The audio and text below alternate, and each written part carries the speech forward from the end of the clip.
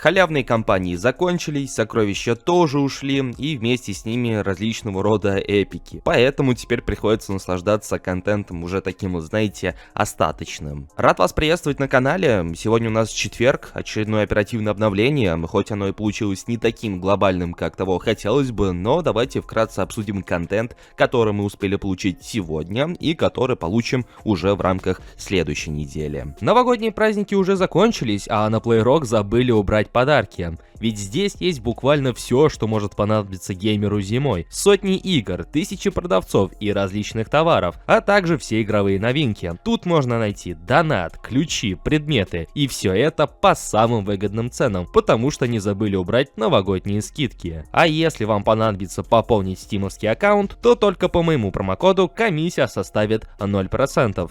Да, вы не ослышались, пополнение стима без комиссии. Новогодняя халява не заканчивается. Приобрести монеты и все остальное на их сайте вы можете в пару кликов, и что самое главное, безопасно. Так что если планировали закупиться или пополнить Steam, успейте, пока эти новогодние подарки еще есть на любимом игровом маркетплейсе. Лучшие цены и пополнение без комиссии на PlayRock с моим промокодом и по ссылке в описании и в закрепленном комментарии. Знаете, хоть у Konami и имеется лицензия на Кубок Африки, все равно сегодняшний Big Time Showtime Pack с лучшими участниками Кубка Африки стал для меня лично откровением, потому что, очевидно, что подобный пак должен был появиться, было множество концептов, люди ждали, но почему-то вот у меня все равно было такое вот впечатление, что, несмотря на имеющуюся лицензию, Konami могут проигнорировать подобного рода пак. Но нет, он появился в игре, причем во главе с бигтаймовской карточкой Садио Мане, поэтому почему бы на него иной раз и не засмотреться, учитывая, что на 4 специальные карточки, одну бигтаймовскую и 3 шоутайм карточки, приходится всего 96 футболистов, то есть пак на 100 рыл. Конечно, тот же самый Садио Мане представлен далеко не в самом праймовом виде, тогда как до эпика нам, скорее всего, еще далековато, но если у вас есть возможность и вы являетесь фанатом Ливерпуля, то в принципе почему бы и не пойти за этой карточкой. Все, что мы ожидаем от Садио в плане скорости, взаимодействия с мячом, по цифрам у него имеется. В принципе, неплохая реализация и даже пасы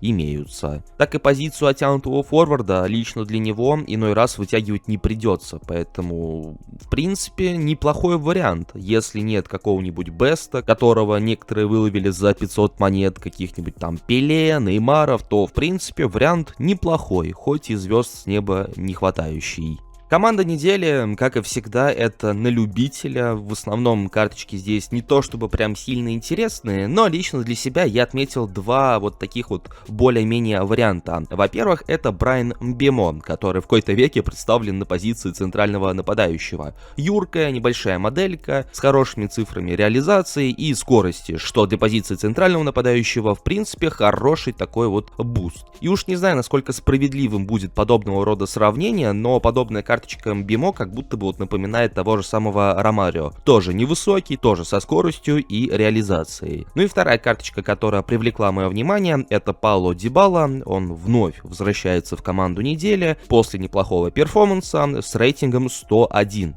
при активированном бусте. Сам по себе у Пауло приятный плеер ID, за него приятно играть, несмотря на то, что он далеко, не самый такой, знаете, быстрый игрок атаки. Но для тех, кто играет на контроле, тех, кто умеет финтить, знает тайминги, карточка Пауло Дибала будет в принципе неплохим дополнением, особенно если вы не играете с донатными карточками. Может быть, в этом паке помимо условного Дембеле присутствуют и другие интересные кандидаты. Если вы для кого-то для себя отметили, то пишите в комментариях. Ну и контент уже куда более интересный, это контент на понедельник, потому что нас ожидает целых 2 паков для донатеров и недонатеров. Для фри-то-плейщиков это будет пак с игроками Манчестер Сити, причем с таким вот, знаете ли, приятным дизайном и с достаточно приятным подбором игроков, потому что тут вам и Джанлуиджи Донарума, который со своими габаритами неплохо стоит на рамке, это и Рубен Диаш, у которого хорошая моделька для игры в обороне. Не самый такой вот хайповый, распространенный обновленный Рейнджерс, но все-таки сам по себе тоже неплохой, цифры ему рисуют добротные, как правило. Ну, конечно же, куда же без него, это Эрлинг Холланд, который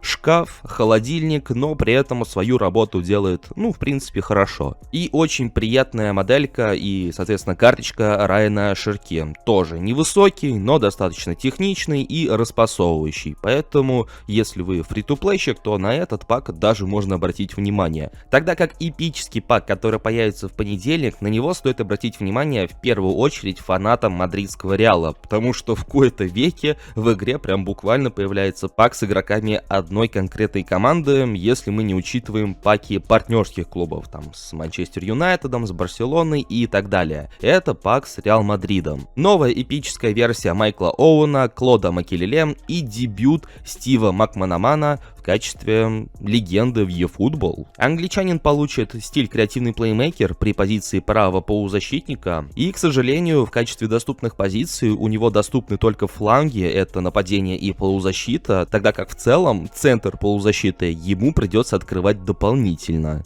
Майкл Оуэн, конечно же, как и всегда, получит охотника за голами. В принципе, наверное, различие с предыдущей карточкой также от Реал Мадрида не то чтобы прям существенное. Ну и Клод Макелеле — разрушитель на позиции опорника с двумя доступными позициями, который в качестве двух дополнительных навыков получит скоординированный пас и также вдохновителя в защите. Макелеле хоть и не такой часто встречающийся вариант, как какой-нибудь условный Зейдорф, но тоже отлично чувствуется в центре поля. И за мяч может побороться, несмотря на то, что он не такой габаритный, но и в то же время распасовывает, будь здоров. Поэтому для всех тех, кто давно ждал Макелеле, это, конечно же, прекрасная возможность, чтобы обзавестись французом в своей команде.